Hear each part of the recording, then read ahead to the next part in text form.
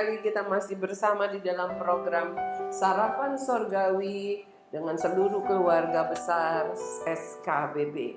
Kita berada di sekolah kita, di ruang perpustakaan. Kita tetap merindukan, kita tetap berharap, kita tetap berdoa supaya kita bisa melaksanakan lagi sekolah seperti biasa, tatap muka, datang ke sekolah setiap hari.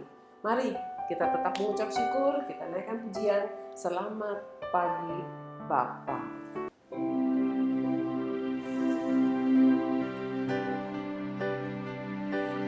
Kita kangen menaikkan pujian ini di dalam kelas bersama-sama ya.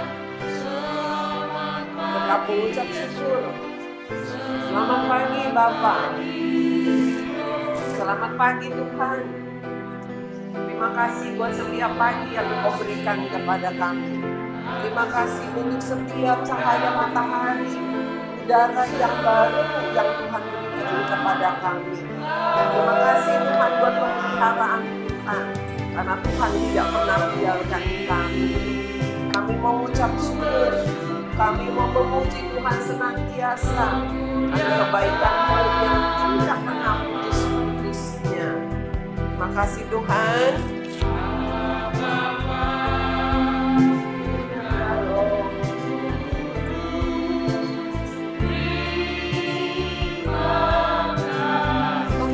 Tuhan Yesus, kami telah siapkan piring hati kami untuk diisi penuh dengan firman-Mu, menjadi sarapan bagi rohani kami, mengenyangkan hidup kami.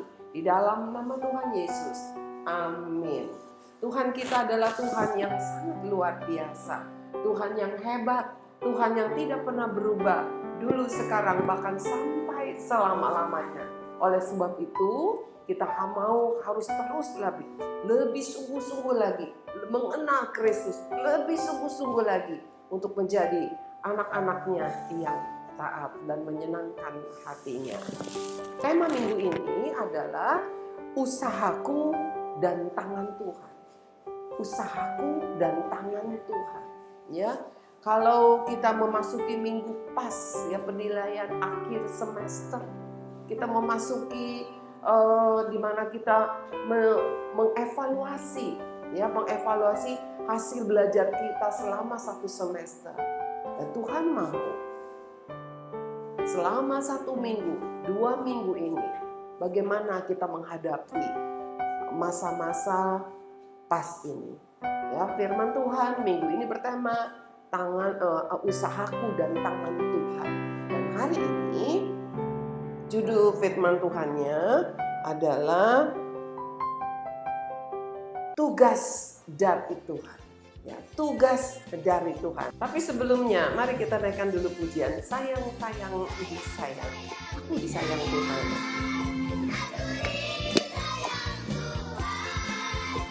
Aku jadi anaknya, aku disayang Tuhan. Kamu disayang Tuhan, saya juga disayang Tuhan. Saya disayang Tuhan, kalian semua disayang Tuhan. Tidak ada satupun yang dibenci oleh Tuhan. Mari tetap mengasihi Tuhan yang mengasihi kita. Firman Tuhan diambil dari Kejadian pasal 2 ayat yang ke-15 ya. Kejadian pasal yang kedua. Tapi sebelumnya saya ingin membacakan dulu Kejadian pasal 2 ayat yang ke-4 sampai 6. Sudah siapkan Alkitabnya? Ya, kita siapkan Alkitabnya karena tidak ditampilkan lagi ayatnya nanti di sini. Ya, kita harus belajar buka Alkitab. Oke? Saya baca ya, Kejadian pasal 2 ayat 4 sampai 6. Demikianlah riwayat langit dan bumi pada waktu diciptakan. Ya. Jadi inilah kisahnya katanya ya, bukan dongeng, tapi bagaimana sih peristiwa terjadinya penciptaan begitu. Ketika Tuhan Allah menjadikan bumi dan langit. Perhatikan baik-baik, Tuhan Allah ya menjadikan bumi dan langit. Ayat yang kelima. Belum ada semak apapun di bumi, belum timbul tumbuh-tumbuhan apapun di padang, sebab Tuhan Allah belum menurunkan hujan ke bumi dan belum ada orang untuk mengusahakan tanah itu. Jadi katanya begini, waktu diciptakan belum ada semak apapun di bumi, belum ada tumbuhan apapun di padang, sebab katanya Tuhan belum menurunkan hujan ke bumi dan belum ada orang untuk mengusahakan tanah itu. Ya, kita tahu bahwa Tuhan sebelumnya dikatakan Tuhan menciptakan tumbuh-tumbuhan begitu, ya. Tapi ketika Tuhan menciptakan tumbuh-tumbuhan bukan berarti langsung keluar pohon jati besar, pohon anggur bisa keluar, enggak begitu. Ya. Di Kejadian pasal 2 dengan jelas dikatakan belum ada nih semak-semak, belum ada, ya. Tumbuhan apapun belum ada di padang. Kenapa? Sebab belum ada hujan. Ya, belum ada air yang turun untuk membasahi bumi itu. Dan belum apa? Belum ada orang untuk mengusahakan tanah itu. Artinya setiap pohon-pohon tumbuhan yang Tuhan ciptakan itu perlu ada orang yang mengusahakannya, mengaturnya, ya, merawatnya. Seperti itu. Kemudian ayat yang ke-6. Tetapi katanya ada kabut naik ke atas dari bumi dan membasahi seluruh permukaan bumi. Jadi buminya meskipun belum ada hujan, tapi tidak gersang, tidak kering kerontang. Ada embun, ya, kabut itu ada embutnya naik, penguapan, ya. Jadi sainsnya juga ada loh di Alkitab, ya. Ada penguapan terjadi, lalu akan turun embun. Nah, ya, jadi catat baik-baik. Belum ada apapun karena apa? Harus ada hujan dan harus ada orang yang mengusahakannya. Kita baca ayat yang ke-15, ya. Tuhan Allah mengambil manusia itu dan menempatkan dalam Taman Eden untuk mengusahakan dan memelihara taman itu. Jadi ketika Tuhan pada hari ke-6 menciptakan manusia dari debu tanah, lalu Tuhan menempatkan dia di Taman Eden. Ya. Taman Eden untuk apa katanya? Untuk mengusahakan dan memelihara taman itu. Kalau tadi dalam ayat yang ke-5 dikatakan karena belum ada orang yang mengusahakannya. Nah, sekarang Tuhan sudah menciptakan manusia, maka Tuhan taruh di tempat itu supaya apa? Supaya dia mengusahakan dan memelihara taman itu sehingga terjadilah pertumbuhan. Anak yang Tuhan sayang, firman Tuhan pada pagi hari ini sangat luar biasa rahasianya. Artinya apa? Tuhan menciptakan segala sesuatu, tetapi Tuhan mau manusia juga mengerjakan bagiannya. Ya, Tuhan mau kita juga nih sebagai manusia mengerjakan bagiannya. Tuhan memberikan setiap kita manusia otak. Benar? Ada yang gak punya otak? Ada orang yang suka ngomong gak punya otak lu. Padahal tidak mungkin. Manusia kalau gak punya otak bisa mati. Ya, karena seluruh bagian di dalam organ tubuh kita itu saling berhubungan. Manusia ketika tidak punya otak udah pasti dia mati. Tapi kalau dikatakan gak punya otak, itu kata kiasan, artinya orang yang tidak berpikir dengan benar, sembarangan hidupnya, semau gue gitu ya, kalau orang Jakarta bilang. Sebenarnya bukan artinya nggak punya otak. Setiap manusia dikasih otak oleh Tuhan, diciptakan. Mau otaknya ukurannya besar, otaknya ukurannya kecil, bentuknya itu isinya pasti sama. Tetapi ketika manusia dikasih otak oleh Tuhan, Tuhan mau otak itu dipergunakan. Supaya apa? Supaya terjadi pertumbuhan yang bagus. Pertumbuhan di dalam kehidupan. Kalau ada seorang anak bayi lahir, ada otaknya? Ada. Ya, otaknya juga makin membesar sesuai dengan pertumbuhan tubuhnya. Seperti itu. Dan anak ini akan diajar oleh orang tuanya. Ya, diajar bicara, panggil mama, mama, mama, diajari. Itu otaknya lagi diajar untuk dikerjakan. Supaya apa? Supaya dia bisa bicara. Gak pernah ada seseorang yang tidak perlu belajar bicara lalu tiba-tiba bisa bicara. Tidak. Mengapa sih ada orang yang tidak bisa bicara? Orang bisu. Biasanya orang bisu karena apa? Karena telinganya tidak mendengar.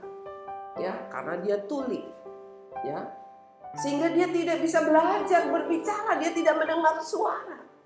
Oleh sebab itu kalau orang bisu bicara, kenapa? Karena dia cuma melihat orang bergerak-gerak bibirnya. Artinya apa? Dia tetap memakai otaknya untuk belajar berbicara. Cuma karena dia tidak mendengar contohnya, jadi dia tidak bisa mengucapkan kata-kata dengan tepat. Nah, pagi ini, bukankah kalian besok akan menghadapi PAS? Ya, setiap kalian dikasih otak. Untuk apa? Untuk bisa belajar, untuk bisa berpikir. Tuhan sudah memberikan. Dan kalian ingat, waktu Tuhan menciptakan segala sesuatu, selalu dikata, maka Allah melihat segala sesuatunya itu baik. Baik adanya. Jadi otak yang diberikan kepada kalian, itu adalah yang baik. Gak pernah yang tidak baik. Saya mau katakan, mungkin ada yang berkata, tapi ada tuh orang yang anak-anak yang cacat, yang katanya IQ-nya rendah, ada yang bikin anak-anak yang punya kebutuhan khusus begitu. Tapi apakah berarti mereka tidak mempunyai keistimewaan? Banyak, ya, banyak sekali. Banyak anak-anak yang berkebutuhan khusus justru berprestasi. Kenapa? Karena dia menggunakan otaknya yang Tuhan berikan dengan tepat. Otak itu nggak selalu harus belajar hanya untuk matematika, pelajaran di sekolah. Enggak, banyak sekali yang harus dipelajari. Tetapi masalahnya, mau nggak kamu memelihara dan mengusahakan? Seperti Adam, seperti Hawa, ya, manusia pertama. Pagi ini kita mau baca lagi satu ayat, ya, ayat yang ke-19 begini. Lalu Kejadian pasal 2 ya, ayat yang ke-19. Lalu Tuhan Allah membentuk dari tanah segala binatang hutan dan segala burung di udara. Dibawanyalah semua kepada manusia itu untuk melihat bagaimana ia menamainya, dan seperti nama yang diberikan manusia itu kepada tiap-tiap makhluk yang hidup, demikianlah nanti nama makhluk itu. Luar biasa ya. Berapa banyak, berapa juta nama hewan. Cacing aja ada macam-macam. Ya, kuda aja ada macam-macam. Ulat aja ada macam-macam. Ya. Wah, tanaman aja ada bermacam-macam. Miss Grace tuh nanam keladi macam-macam. Ada keladi keris, ada keladi keris Papua, ada keladi black magic, ada keladi black taro. Aduh, macam-macam. Kalau mau dikumpulin bisa ratusan macam yang bisa dicari aja. Ya. Nah, itu semua hasil karya siapa? Adam memberi nama kepada hewan, kepada Tuhan. Bagaimana Adam bisa memberi nama? Otak yang dikasih dia pakai. Tuhan mau apa yang Tuhan sudah ciptakan, ya, kita pergunakan, kita rawat, kita usahakan supaya berkembang. Jadi tidak boleh malas. Kalian boleh bilang saya anak yang bodoh, matematika saya nggak bisa. Oke, Miss Grace juga nggak pintar sekolah.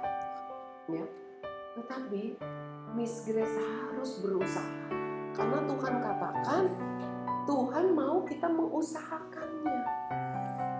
Anak-anak, buang segala tipu daya si iblis yang mengatakan kamu anak bodoh.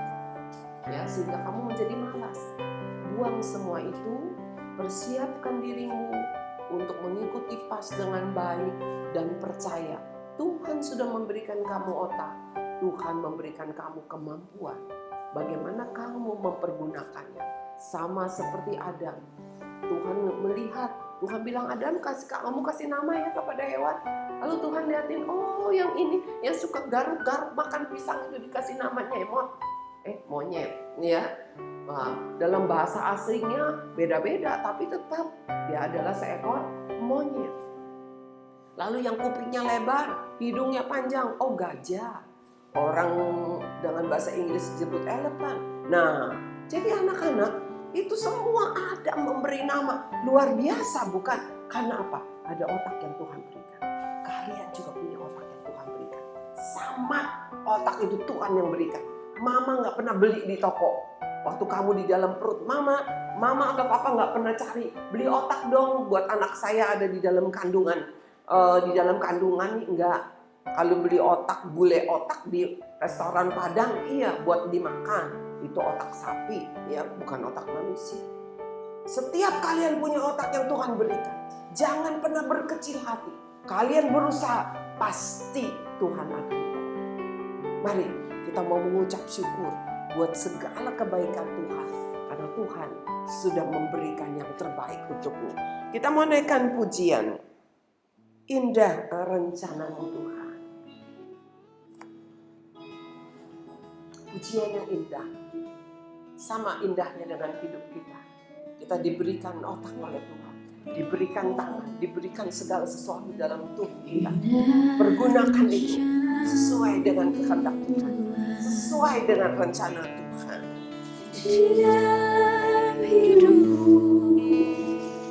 Rencana Tuhan indah. Aku tak tahu dan ku tak mengerti semua jalanmu. Kita nggak ngerti, tetapi lakukan saja.